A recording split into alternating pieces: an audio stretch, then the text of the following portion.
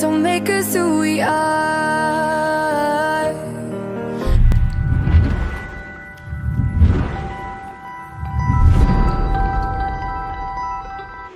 લઈ જાઉં માં એ બાબા તો હીરો બની ગયા ભાઈ હીરો બાપા ઊંધી પહેરો તો ઊંધી આમ કેવા લાગે હીરો ભાઈ તો ગેસ બાપાને માને આવી ગયા તો થોડાક હું ને મમ્મી ને બધી ઇમોશનલ થઈ ગયા હતા તો હેલો ગાઈસ જય શ્રી કૃષ્ણ જય માતાજી જય સોમનાથ તો કેમ છો welcome to my new vlog તો અત્યારે વાગ્યા છે 10 અને બાપા તો હીરો બની ગયા ભાઈ વિદેશનું ટી શર્ટ પહેર્યું બાકી હીરો હીરો આ માં બિશાળા એ બાબા તો હીરો બની ગયા ભાઈ હીરો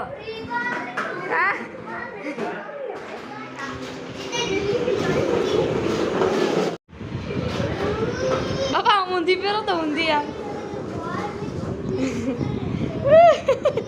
બુડાવા લાગે હીરો ભાઈ હીરો હીરો છે ભાઈ મારા બાપા હીરો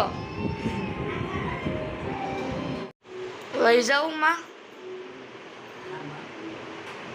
લઈ જાઉં પાપા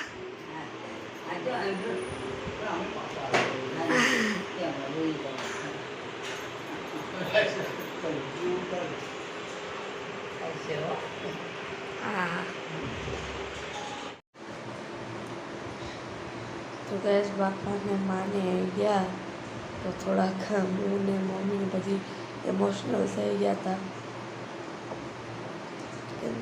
કે બાપા નહીં માં હતા એટલા દિવસ કેટલા 20 દિવસથી આવી છે ઘરમાં આમ શું કે ગઈઠું માણા હોય તો કે ઘર ભર્યું લાગે તો માં પણ ઓલા વેદોય માનો બહુ હેવાયો થઈ ગયો હતો પણ નહોતું માં એને સાચવી લેતા હતા અને વેદોય માનો હેવાયો થઈ ગયો હતો તો જમાડવાનું ખાવાનું કહે તોય માં નવડાવવાનું કહે તોય માં ગમે અહીંયા બહાર જવું હોય તોય માં ગમે એ કાંઈ પણ કામે કાંઈ પણ એને કરવાનું કહે તો એ એમ કહે કે મને આમાં આ વસ્તુ મને કરી દે એટલે માનો બહુ હેવાયો થઈ ગયો તો હજી એ તો ઉઠતો જ છે ઉઠીને જોહે ગોતશે કે કાલે માં ખાલી કહેતા હતા ને કે મારે ઘરે વહી જવાનું માં થેલાને ભરતા હતા ને કે માં તમારે સીટ જવું તો માં કહે કે મારે ઘરે વહી જવું તો એ રડતો હતો માં તમારે ઘરે નથી જવું મારા ઘરે રહ્યો ને એને મજા આવતી હતી અને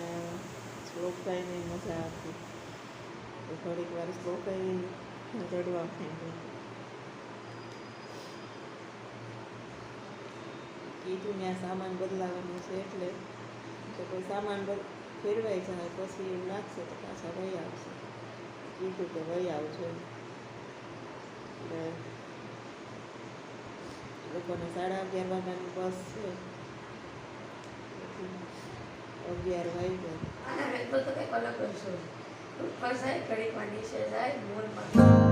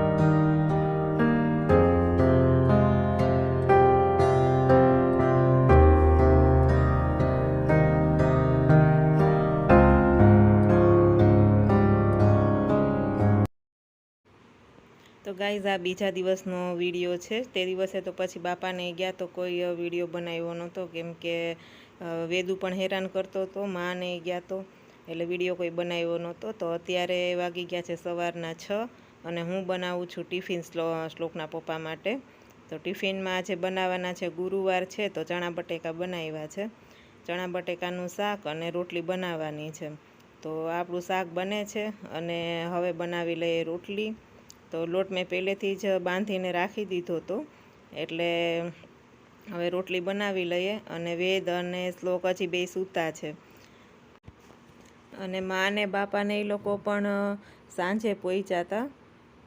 અહીંયાથી જામનગરથી વેરાવળ 7-8 કલાકનો રસ્તો થાય, એટલે બહુ વાર લાગી ગઈ હતી લોકોને. લગભગ સાંજે 6-6:30 એમ કાંઈક પહોંચ્યા હતા. અને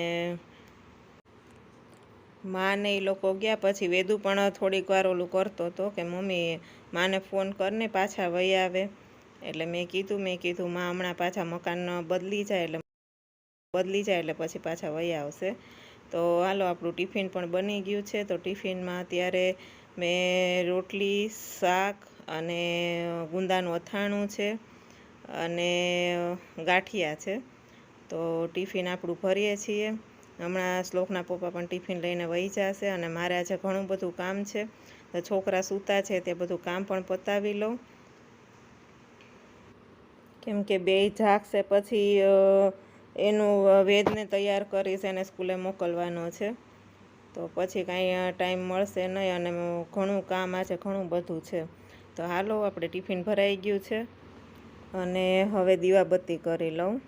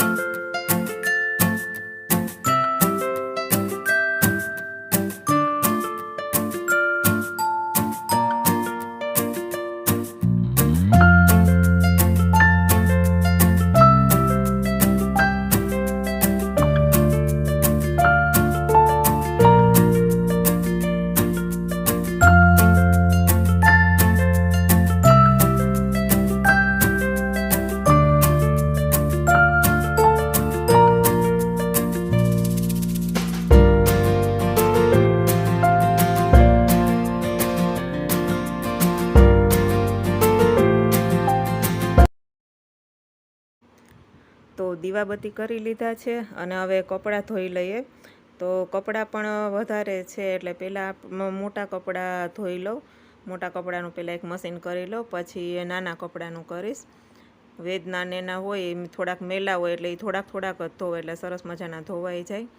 અને આજે રસોડું પણ સાફ કરવાનો વિચાર છે, કેમ કે રસોડામાં પણ એટલી ધૂળ ઉડે છે, પવન પણ હમણાં એટલો છે એટલે ધૂળ બહુ ઉડે. તો રસોડું પણ સાફ કરવું છે.